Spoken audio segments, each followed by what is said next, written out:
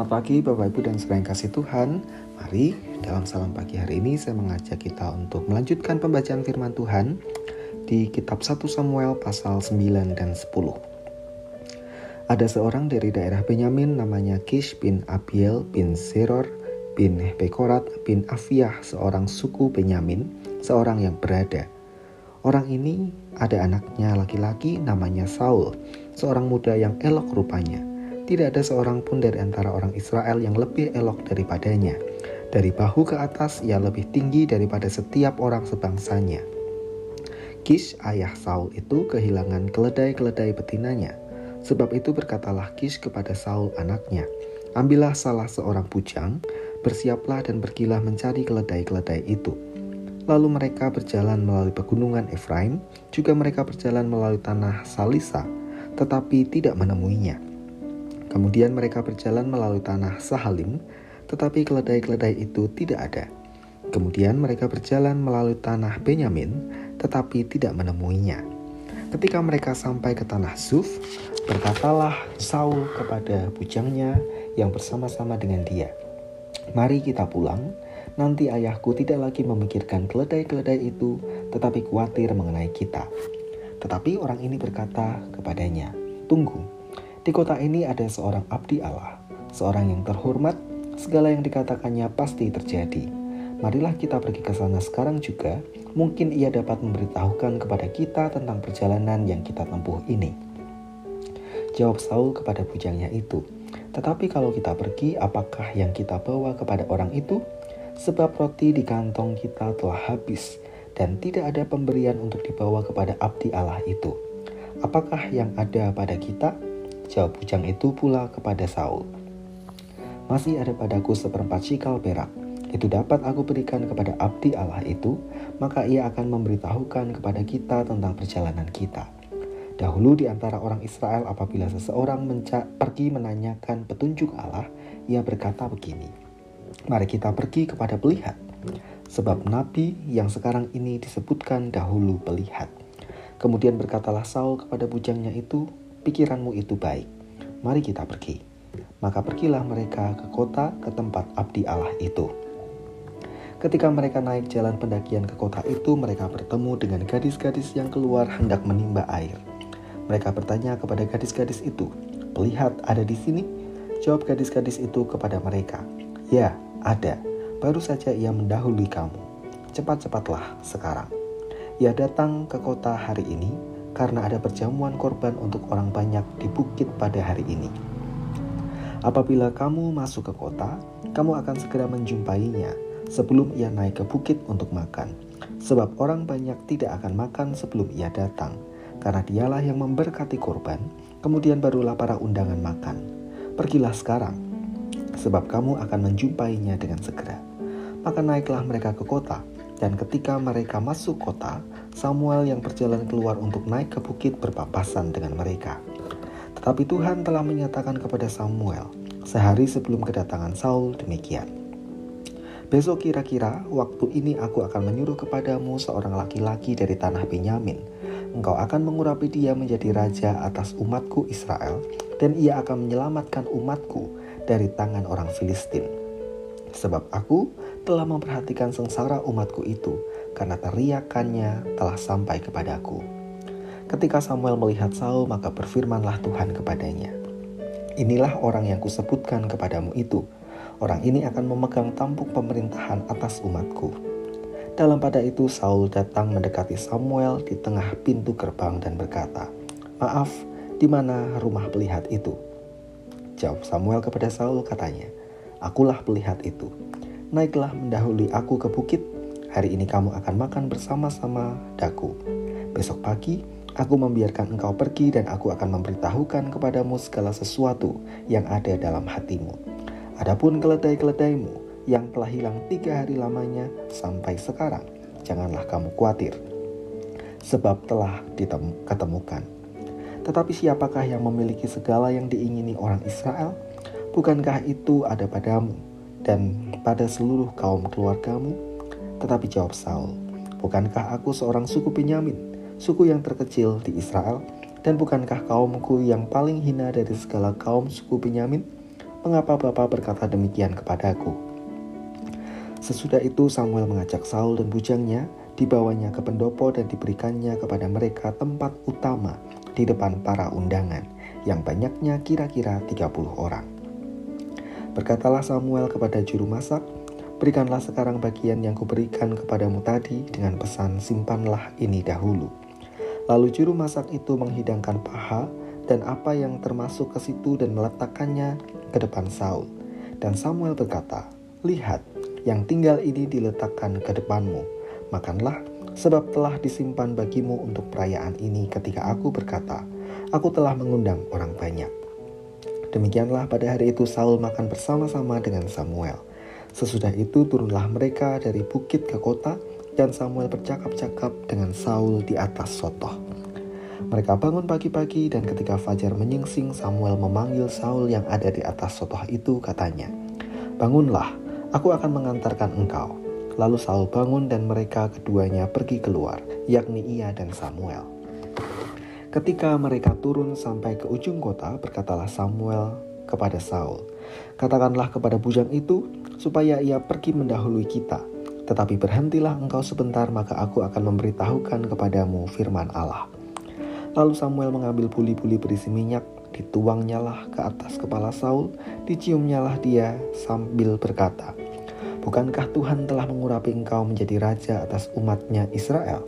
Engkau akan memegang tampuk pemerintahan atas umat Tuhan, dan engkau akan menyelamatkannya dari tangan musuh-musuh di sekitarnya.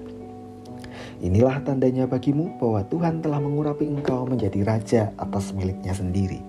Apabila engkau pada hari ini pergi meninggalkan aku, maka engkau akan bertemu dengan 2 orang laki-laki di dekat kubur Rahel di daerah Benyamin di Zelzah.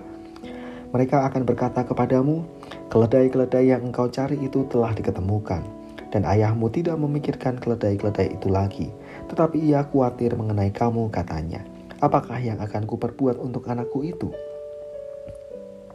Dari sana engkau akan berjalan terus lagi dan sampai ke pohon Tarbatin Tabor. Maka di sana engkau akan ditemui oleh 3 orang laki-laki yang naik menghadap Allah di Betel. Seorang membawa 3 ekor anak kambing, seorang membawa 3 ketul roti, dan yang lain lagi sepuyung anggur. Mereka akan memberi salam kepadamu dan memberikan kepadamu 2 ketul roti yang akan kau terima dari mereka. Sesudah itu engkau akan sampai ke Gibea Allah, tempat kedudukan pasukan orang Filistin. Dan apabila engkau masuk kota, engkau akan berjumpa di sana dengan serombongan nabi yang turun dari bukit pengorbanan dengan gambus, rebana, suling, dan kecapi di depan mereka. Mereka sendiri akan kepenuhan seperti nabi. Maka roh Tuhan akan berkuasa atasmu, engkau akan kepenuhan bersama-sama dengan mereka dan berubah menjadi manusia lain. Apabila tanda-tanda ini terjadi kepadamu, lakukanlah apa saja yang didapat oleh tanganmu, sebab Allah menyertai engkau. Engkau harus pergi ke Gilgal mendahului aku, dan camkanlah, aku akan datang kepadamu untuk mempersembahkan korban bakaran dan korban keselamatan. Engkau harus menunggu 7 hari lamanya, sampai aku datang kepadamu dan memberitahukan kepadamu apa yang harus kau lakukan. Sedang ia berpaling untuk pergi meninggalkan Samuel, maka Allah mengubah hatinya menjadi lain. Dan segala tanda-tanda yang tersebut itu terjadi pada hari itu juga. Ketika mereka sampai ke Gibea dari sana, maka bertemulah ia dengan serombongan nabi. Roh Allah berkuasa atasnya, dan Saul turut kepenuhan seperti nabi di tengah-tengah mereka. Dan semua orang yang mengenalnya dari dahulu melihat dengan heran bahwa ia bernubuat bersama-sama dengan nabi-nabi itu. Lalu berkatalah orang banyak yang satu kepada yang lain, apakah gerangan yang terjadi pada anak Kish itu? Apakah Saul juga termasuk golongan nabi? Lalu seorang dari tempat mereka itu menjawab, siapakah bapa mereka? Itulah sebabnya menjadi paribahasa, apakah Saul juga termasuk golongan nabi? Setelah habis ia kepenuhan seperti nabi, pulanglah ia. Dan paman Saul berkata kepadanya dan bujangnya, dari mana kamu? Jawabnya, mencari keledai-keledai itu. Tetapi ketika tidak terlihat, maka kami pergi kepada Samuel. Kemudian paman Saul itu berkata, coba ceritakan kepadaku apa yang dikatakan Samuel kepadamu. Kata Saul kepada pamannya itu, terus saja diberitahukannya kepada kami bahwa keledai-keledai itu telah diketemukan. Tetapi perihal menjadi raja yang telah dikatakan Samuel kepadanya tidak diceritakan kepadanya. Kemudian Samuel mengerahkan bangsa itu ke hadapan Tuhan di Mizpa, dan ia berkata kepada orang Israel itu, "Beginilah firman Tuhan Allah Israel, Aku telah menuntun orang Israel keluar dari Mesir dan telah melepaskan kamu dari tangan orang Mesir dan dari tangan segala kerajaan yang menindas kamu. Tetapi sekarang kamu menolak Allahmu yang menyelamatkan kamu dari segala malapetaka dan kesusahanmu dengan berkata, 'Tidak, angkatlah seorang raja atas kami.' Maka sebab itu berdirilah kamu di hadapan Tuhan menurut sukumu dan menurut kaummu." Lalu Samuel menyuruh segala suku Israel tampil ke muka, maka didapati suku Benyamin. Sesudah itu disuruhnyalah suku Benyamin tampil ke muka menurut kaum keluarganya, maka didapati kaum keluarga Matri. Akhirnya disuruhnyalah kaum keluarga Matri tampil ke muka seorang demi seorang, maka didapati Saul bin Kish, tetapi ketika ia dicari, ia tidak diketemukan. Sebab itu ditanyakan pula lah kepada Tuhan, "Apa orang itu juga datang kemari?" Jawab Tuhan menjawab, "Sesungguhnya ia bersembunyi di antara barang-barang." Berlarilah orang ke sana dan mengambilnya dari sana. Dan ketika ia berdiri di tengah-tengah orang-orang sebangsanya, ternyata dari bahu ke atas lebih tinggi daripada setiap orang sebangsanya. Dan Samuel berkata kepada seluruh bangsa itu, "Kamu lihatkah orang yang dipilih Tuhan itu? Sebab tidak ada seorang pun yang sama seperti dia di antara seluruh bangsa itu." Lalu bersoraklah seluruh bangsa itu demikian, "Hidup raja." Kemudian Samuel menguraikan kepada bangsa itu tentang hak-hak kerajaan, menuliskannya pada suatu piagam, dan meletakkannya di hadapan Tuhan.